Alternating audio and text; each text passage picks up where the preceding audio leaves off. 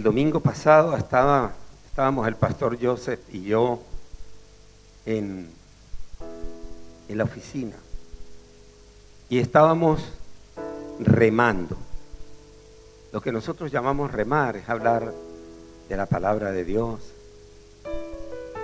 es hablar de aquellos temas que Dios de pronto nos ministra, aquella palabra. Y de pronto yo sentí en mi corazón una frase, y esa frase fue el despertar del Espíritu. Y ese fue el rema que Dios puso en mi corazón. Cuando Dios creó al hombre, lo hizo espíritu, alma y cuerpo. Y no podía ser de otra manera. Vamos a verlo en Primera de Tesalonicenses, capítulo 5, versículo 23.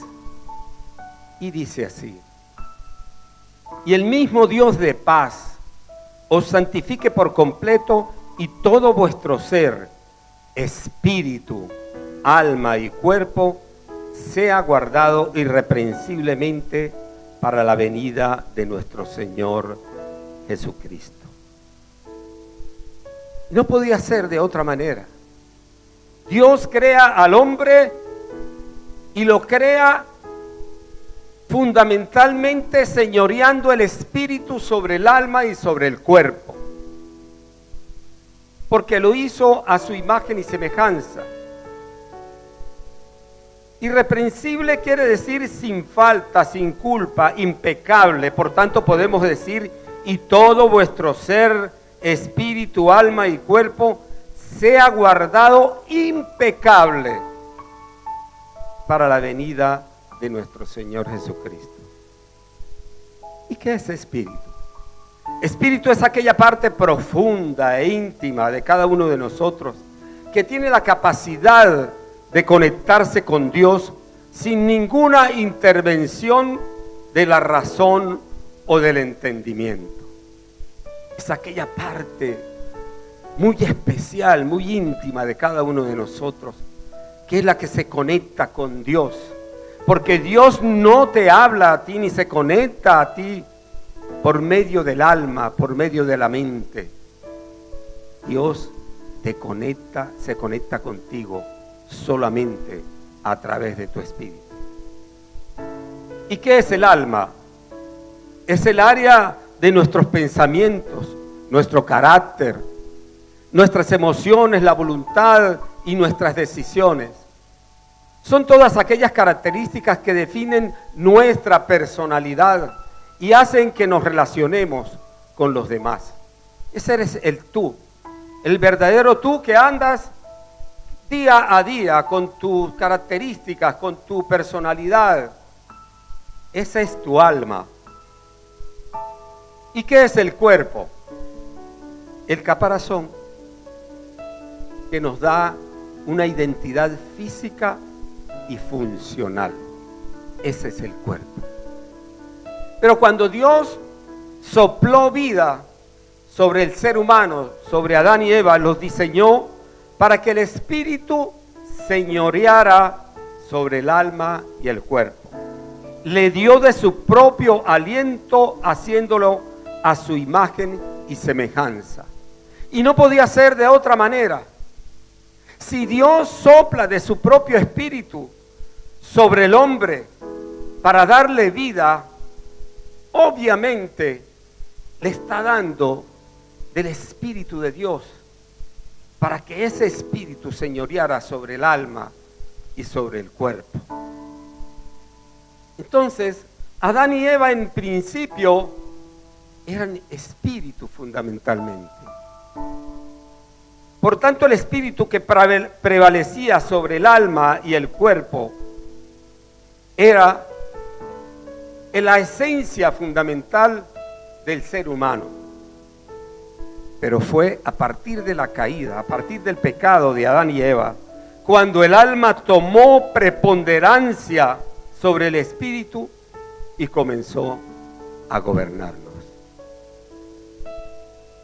Esa es una de las más grandes consecuencias del pecado de Adán y Eva.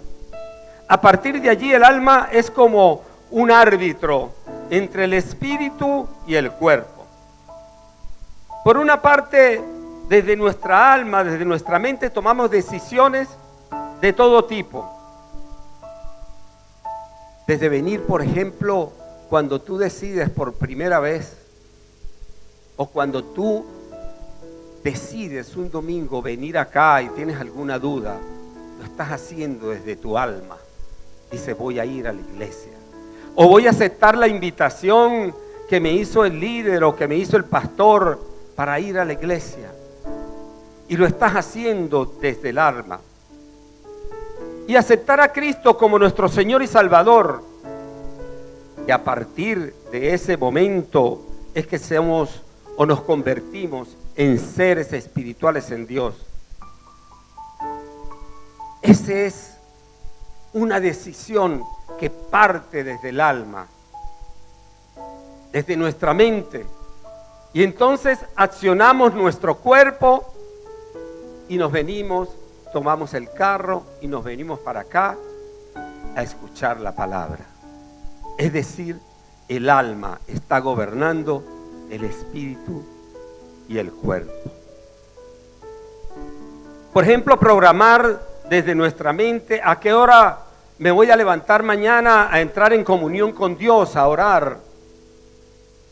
Y entonces el alma le da una orden al cuerpo, es decir, a nuestras manos, y agarramos el teléfono y buscamos la aplicación del reloj y programamos para levantarnos a las 6 de la mañana a orar, porque a las 7 tengo que salir. Mañana me levanto a las 6 de la mañana. Entonces, el alma, que es el área de nuestra mente, le está dando una orden al cuerpo a través de nuestras manos para programar para que a las 6 de la mañana del otro día yo me levante y entre en intimidad con el Espíritu Santo. Entonces vemos cómo realmente el alma, a través de nuestra mente, de nuestra intuición, de nuestra personalidad, de nuestro carácter, es el que toma el control de nuestras vidas. Pero también el alma es la que necesita controlar al cuerpo para que éste no caiga en tentación y en hábitos que le causen daño y le destruyan. Es el alma la que se encarga de tomar las decisiones de preservar el cuerpo cubriendo sus necesidades. Pero ¿qué pasa con el cuerpo? El cuerpo tiene necesidades, tiene deseos, y desde los deseos el ser humano cae en las debilidades. Y desde las debilidades el ser humano cae en la lujuria. ¿Aló? Necesidades, deseos, debilidades, lujuria. ¿Cuáles son nuestras necesidades? Necesitamos comer, alimentarnos. Necesitamos vestirnos. Necesitamos respirar. Necesitamos un techo. Necesitamos un trabajo. Necesitamos una actividad. El cuerpo tiene necesidades específicas. Y desde esas necesidades también nacen los deseos. Por ejemplo, mi cuerpo necesita alimentarse para poder vivir. Obviamente, consumir alimento, además de alimentarse de la palabra de Dios. ¿Ok? Pero necesitamos consumir alimentos para preservar nuestro cuerpo. Pero en esa área también tenemos deseos. Entonces, un día mi esposa me dice, por ejemplo, Jesús, Hoy quiero que vayamos a un restaurancito que yo sé que está por allí y que hacen un sancocho extraordinario, espectacular. Me lo recomendaron y no sé, se me abre la boca agua y deseo ir para allá a comerme ese sancocho. O un día, por ejemplo, mi esposa me dijo: mi amor, tengo deseos de comerme una trufa de esas de allá del Centro Comercial Milenio, el supermercado, ¿cómo se llama? No, en el Milenio, el supermercado. Ok. Pero también, no sé, me provoca una palmerita de aquellas de Deliplaza arriba. Entonces yo le dije: está bien, mi amor, no te preocupes. Yo voy a ir a buscar tu trufa y voy a ir a buscar tu palmerita. Es un deseo que ella tenía en ese momento de comer dulce y de comer sus dulces preferidos. Y bueno, yo simplemente me fui en la camioneta, fui y le compré su trufa aquí cerca y después me fui para allá arriba a buscarle la palmerita. ¿Ok? Ahora, ¿estos deseos son malos? No son malos. El deseo no es malo en sí. A ver, mujeres que están aquí, que su esposo un día les diga: mi amor, esta noche quiero tener intimidad contigo. ¿Eso es malo? No es malo, ¿verdad? Mi hermano, ¿sabe qué es malo? Decíselo a otra. Eso sí es malo. Pero tener el deseo de tener intimidad con tu esposa es un deseo normal y un deseo bueno, porque el deseo en sí propiamente no es malo. ¿Qué pasa entonces con los deseos cuando se convierten en debilidades? Y ahí es entonces cuando empezamos a tener problemas. En las debilidades, yo recuerdo, había un muchacho que cuando teníamos la empresa Autoplus, ese muchacho lo contratamos para que nos hiciera traslados recurrentes a los aeropuertos, nos llevaba trabajadores de una sucursal a otra. Y el muchacho era muy atento, tenía un buen vehículo, una buena camioneta y se comportaba muy bien. Y nosotros lo usábamos con frecuencia, pero él tenía en su camioneta bolsas, escúcheme bien, bolsas de cocosetes, samba, chocolates, etcétera, un largo etcétera de chucherías, de dulces. Y entonces él decía, para ofrecérselo a mis clientes. Y sí, nos ofrecía. Y uno llegaba y agarraba un cocosete, lo compartíamos, porque yo no me como un cocosete completo. Entonces, bien, atento. Mi hermano, esa bolsa de chucherías no era para los clientes, era para comérsela a él. Y eso eran bolsas. Bolsas. ¿En qué terminó ese deseo? Terminó en una debilidad muy grande, en un vicio particularmente. Terminó diabético y más tarde nos enteramos que le tuvieron que amputar una pierna.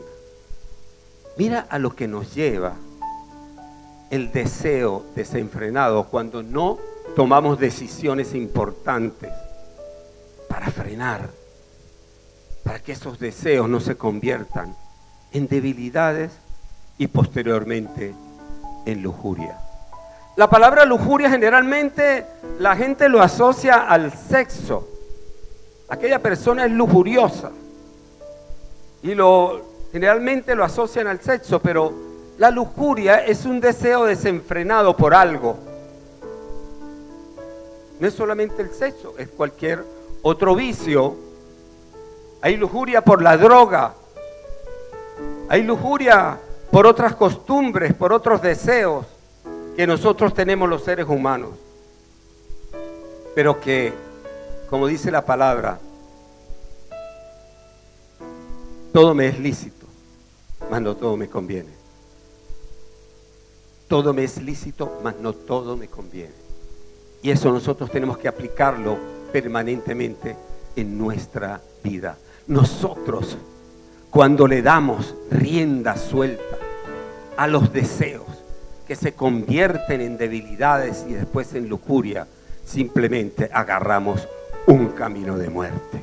Porque si no nos morimos físicamente, nos morimos espiritualmente. Si no nos morimos físicamente, somos unos muertos espirituales ambulantes.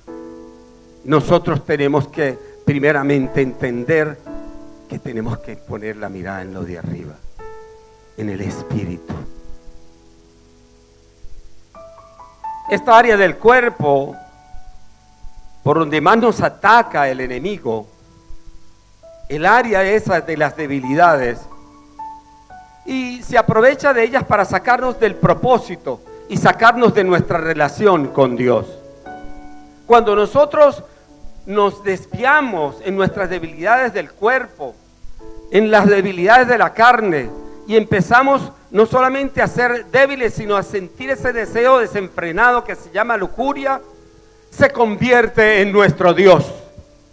Y sustituimos al Dios de los cielos por ese Dios al que estamos venerando permanentemente a través de la lujuria. ¿Aló?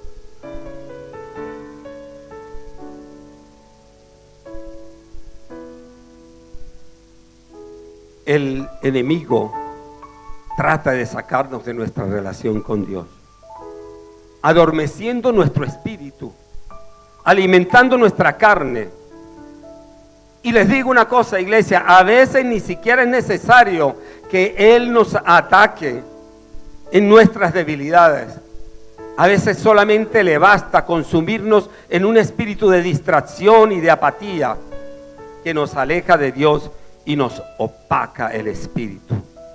Yo hoy, en el nombre poderoso de Jesús, decreto en el nombre de Jesús, que hoy el Espíritu de Dios está sobre mi vida, que hoy es un día para despertar el espíritu que haya en mí, de sacar todo aquel espíritu de distracción, todo aquello que me opaca, todo aquello que me aleja del propósito de Dios, en el nombre de Jesús. Hoy repite conmigo, hoy decido despertar mi espíritu, el espíritu que hay en mí, para fijarme en lo de arriba, para alejarme de aquellas debilidades, de aquellos deseos desenfrenados que me sacan del propósito de Dios, en el nombre poderoso de Jesús. Amén y amén. Dale un aplauso al Señor.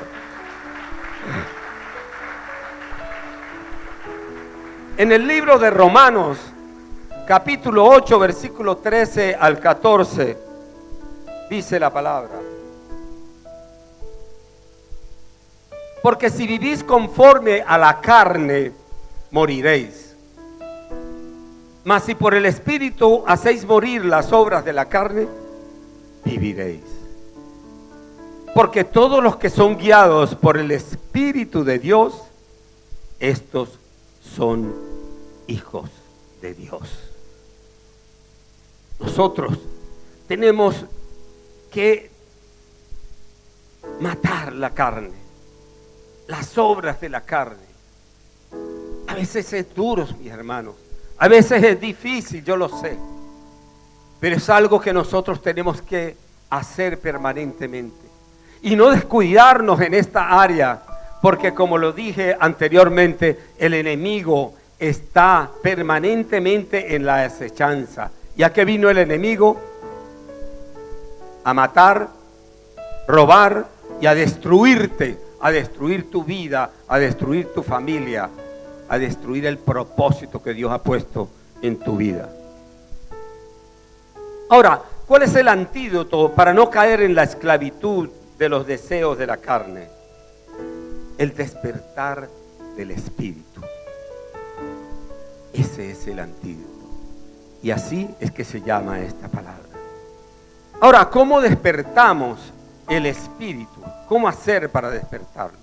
Hoy te traigo 4 claves fundamentales para el despertar de tu espíritu. En primer lugar, orar, la oración. Entrar en una auténtica relación y comunión con Dios. Hablar con Él, poniéndole en sus manos tus cargas, tus problemas. Poner a Dios primero antes que a los hombres y antes que las cosas de este mundo. A veces hay personas que les cuesta poner a Dios primero antes que a sus amigos. A veces de pronto hay gente que dice, ¿cómo? Ya va, me cuesta así, Dios, yo tengo que ponerlo primero, pero ¿cómo hago para ponerlo primero por encima de mi hija, a quien amo tanto? Pues sí, tú tienes que poner primero a Dios por encima de tu familia, de tu esposa, de tus hijos y de todos, porque es Él el que, gracias a su amor, a su misericordia, a su bondad y a su poder, tú eres padre de esa hija. Amén. Dale un aplauso al Señor.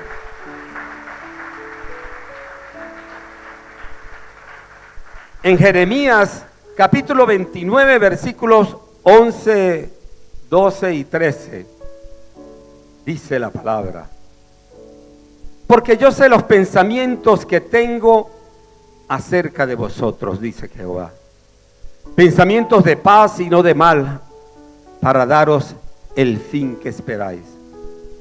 Y entonces me invocaréis y vendréis y oraréis a mí y yo os oiré. La oración. Y me buscaréis y me hallaréis, porque me buscaréis de todo vuestro corazón. Hermano, el poder de la oración, cuando nosotros buscamos a Dios con auténtico corazón, con espíritu y en verdad, cuando nosotros buscamos a Dios, hay una respuesta de parte de Él. Cuando nosotros buscamos a Dios, lo hallamos, porque lo buscamos de todo corazón, y lo dice la palabra, y Dios no es hombre para mentir, ni hijo de hombre para arrepentirse. Hay una promesa de parte de Dios. Agárrate de esa promesa, iglesia. Entonces el primero es orar, entrar en esa intimidad y en esa relación permanente con Dios. En segundo lugar, llenarnos del Espíritu Santo. Cuando Jesús murió, el espíritu de sus discípulos se apagó. ¿Recuerdan aquellos pasajes? Es más, se dispersaron. Andaban cabizbajos. Como que todo se acabó. Todo había terminado. Porque ellos nunca, óiganme bien, iglesia, parece mentira, pero ellos nunca le creyeron a Jesús que Él iba a resucitar. Ellos le creyeron que iban a morir. Ni siquiera sabían cómo era que Jesús, su maestro, iba a morir. Evitaban hasta el tema con Jesús. Mucho menos entendían cómo era aquello de que iba a resucitar. Por lo tanto, cuando Jesús murió, ellos dieron todo por terminado. Todo se acabó. Se dispersaron. La tristeza los invadió. Andaban cabizbajos. Ya se murió el que verdaderamente nos mantenía despiertos. Nos mantenía el espíritu despierto. En Juan capítulo 14, versículo 15 al 17, dice: si me amáis, dijo Jesús, guardad mis mandamientos, y yo rogaré al Padre y os daré otro consolador para que esté con vosotros para siempre. ¿Quién es ese consolador? el Espíritu Santo. Y el Espíritu de verdad, al cual el mundo no puede recibir, porque no le ve ni le conoce, pero vosotros le conocéis, porque mora con vosotros y estará en vosotros. Amén, dale un aplauso al Señor por eso. Es increíble, mis hermanos, cómo era posible que los apóstoles, los discípulos de Jesús, sabían que tenían el Espíritu Santo, porque Jesús lo dice en este pasaje. Y su espíritu se murió, se adormeció, se opacó cuando murió Jesús. Podíamos entender que hubiese tristeza en el corazón de ellos, pero pareciera que no habían entendido la palabra y el mensaje que Jesús reiterativamente les había dado. En Hechos capítulo 1, versículo 8, dice la palabra: pero recibiréis poder, oigan bien, pero recibiréis poder cuando haya venido sobre vosotros el Espíritu Santo, y me seréis testigos en Jerusalén, en toda Judea, en Samaria y hasta lo último de la tierra.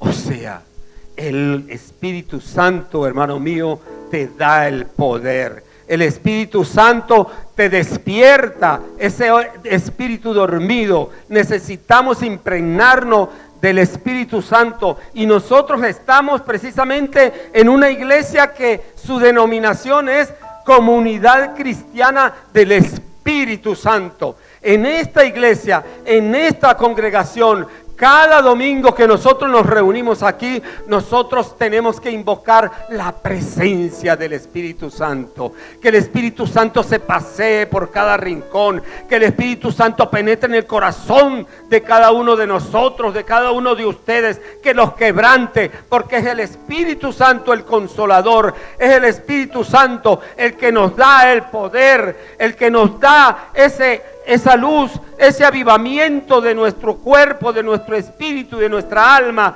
para adorarle, para que esta reunión, para que este servicio tenga verdaderamente sentido, y para que nosotros podamos recibir la palabra de Dios, y esa palabra se haga realidad, se haga hecho en nuestras vidas. Necesitamos, mis hermanos, llenarnos e impregnarnos del Espíritu Santo. Y les voy a decir algo: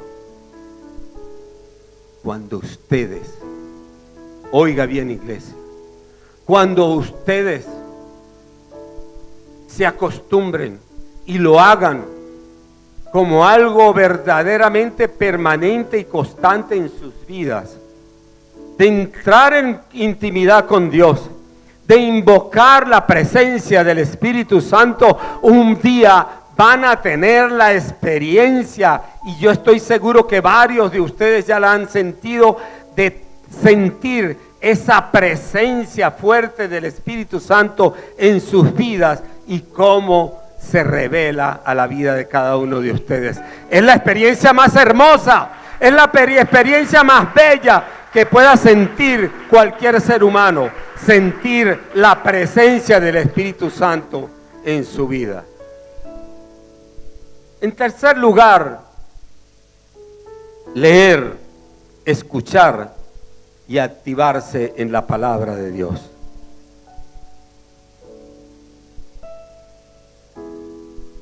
Leer, escuchar y activarse en la palabra de Dios.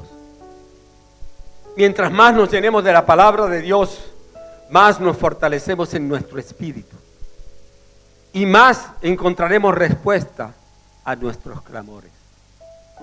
No hay nada que no pueda dar respuesta a nuestras inquietudes que la palabra de Dios, que es la misma voz de Dios.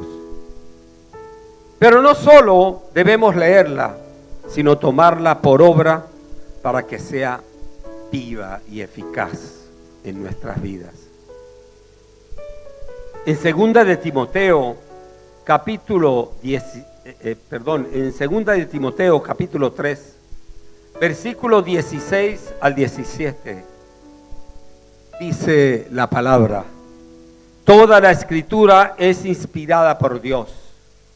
Toda la escritura es inspirada por Dios y útil para enseñar, para redarguir, para corregir, para instruir en justicia, a fin de que el hombre de Dios sea perfecto, enteramente preparado para toda buena obra.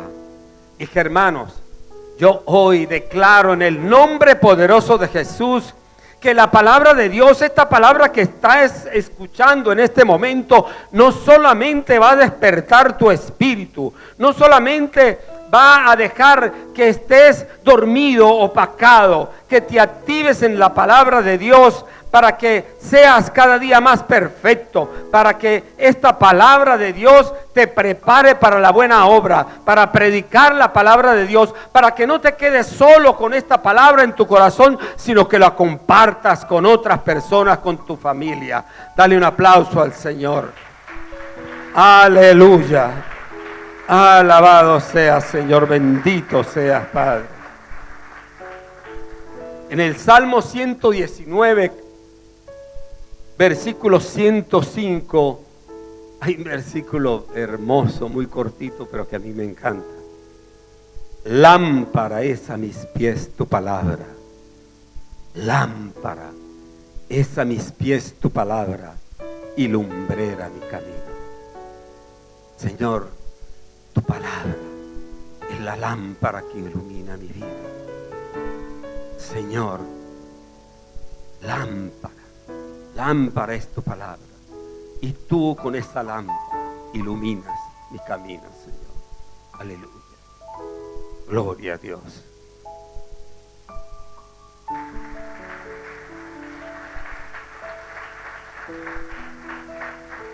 Entonces, debemos leer la palabra de Dios, porque cuando leemos la palabra de Dios y le creemos a Dios, nos llenamos de las cosas de arriba. Yo no te digo que es que no escuches qué es lo que está sucediendo, qué es lo que está pasando. No. El problema no es escuchar lo que está sucediendo en el mundo. El problema es de qué te llenas. ¿Te llenas de lo de arriba o te llenas de lo de abajo? ¿Te dejan ministrar por lo que están haciendo los políticos y están haciendo los empresarios y lo que están haciendo en el mundo con tantas noticias?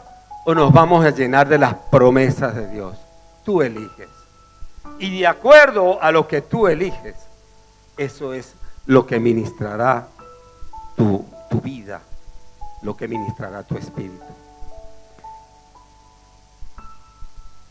En segunda de Timoteo, capítulo 16, versículo 17, dice la palabra: toda la escritura es inspirada por Dios. Ya lo leímos, sí.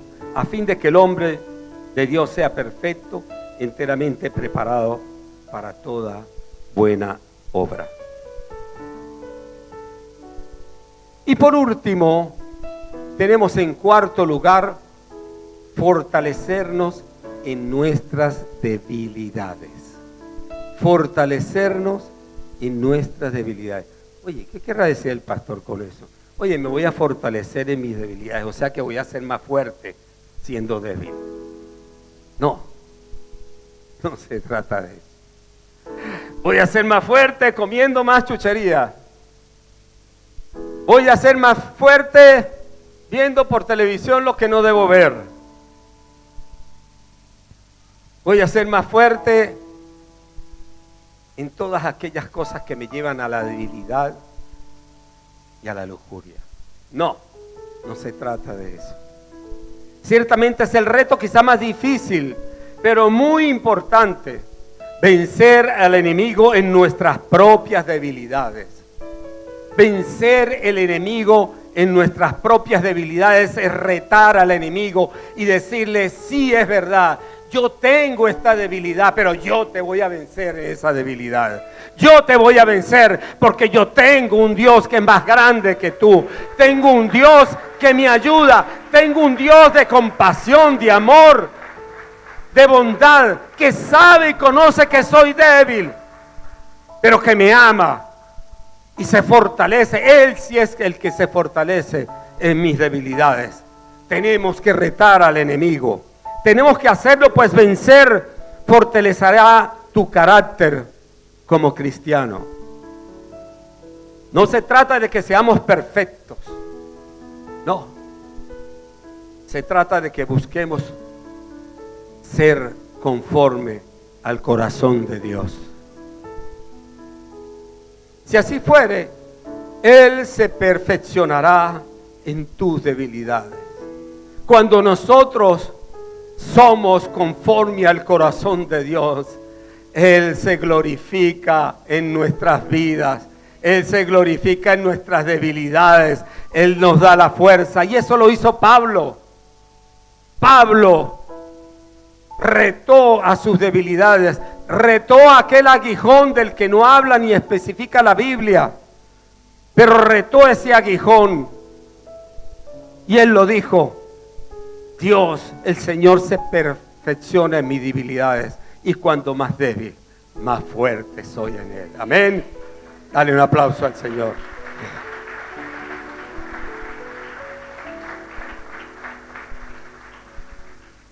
No podemos pretender pelear nuestras propias batallas de las debilidades de la carne solo con las capacidades de nuestra mente, porque terminaremos agotados. Terminaremos cansados, destruidos y en el peor de los casos, entregados al enemigo. Tenemos que hacerlo acudiendo a Dios, al Dios de los cielos, al Dios de promesas, que nunca falla, que nunca se queda mal, al Dios del poder, de amor, al Dios de misericordia, aplicando sobre nuestras vidas el poder de la sangre de Cristo. Y es allí donde Él se perfecciona en tu debilidad, a través de la sangre de Cristo. Amén. En 2 de Corintios, capítulo 12, versículo 9, dice la palabra, y me ha dicho, bástate mi gracia, porque mi poder se perfecciona en la debilidad. Y es lo que dice Pablo. Bástate mi gracia, porque mi poder se perfecciona en la debilidad. Por tanto, de buena gana me gloriaré más bien en mis debilidades, para que repose sobre mí el poder de Cristo. ¡Qué grande era Pablo! ¡Qué grande! Dale un aplauso al Señor. De buena gana me gloriaré más bien en mis debilidades, para que repose sobre mí el poder de Cristo. Amén. Y para finalizar, mis amados hermanos, el despertar del espíritu de nuestra iglesia pasa por el despertar del espíritu de cada uno de nosotros. No es el despertar del espíritu de los apóstoles, de los pastores, de los líderes, de los adoradores, de las danzarinas, de los servidores. No. Todos, absolutamente todos, somos una sola iglesia. Y oye bien, iglesia, y juntos debemos estar en todo momento con el corazón dispuesto para escuchar la palabra de Dios y un espíritu despierto para que la unción del Espíritu Santo siempre esté presente en nuestra iglesia y podamos mantener viva la llama de la zarza ardiente, porque todos nosotros haremos de este lugar un lugar santo. Dale un aplauso al Señor.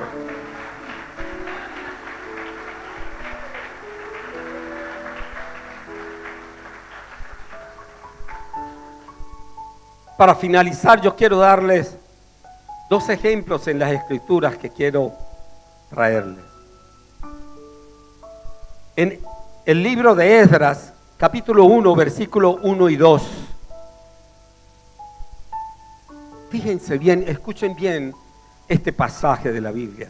Dice, en el primer año de Ciro, rey de Persia, para que se cumpliera la palabra de Jehová por boca de Jeremías, despertó Jehová el espíritu de Ciro, rey de Persia, el cual hizo pregonar de palabra y también por escrito por todo su reino, diciendo, así ha dicho Ciro, rey de Persia, Jehová, el Dios de los cielos, me ha dado todos los reinos de la tierra y me ha mandado que le edifique casa en Jerusalén, que está en Judá.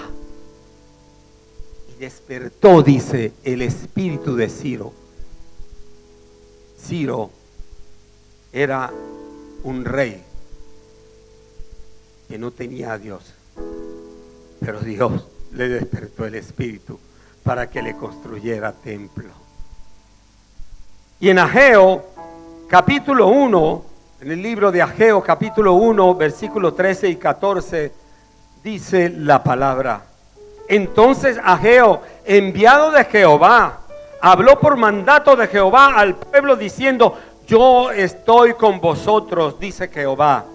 Y despertó Jehová el espíritu de Zorobabel, hijo de Salatiel, gobernador de Judá, y el espíritu de Josué, hijo de Josadac, sumo sacerdote, y el espíritu de todo el resto del pueblo, y vinieron a trabajar en la casa de Jehová de los ejércitos, su Dios.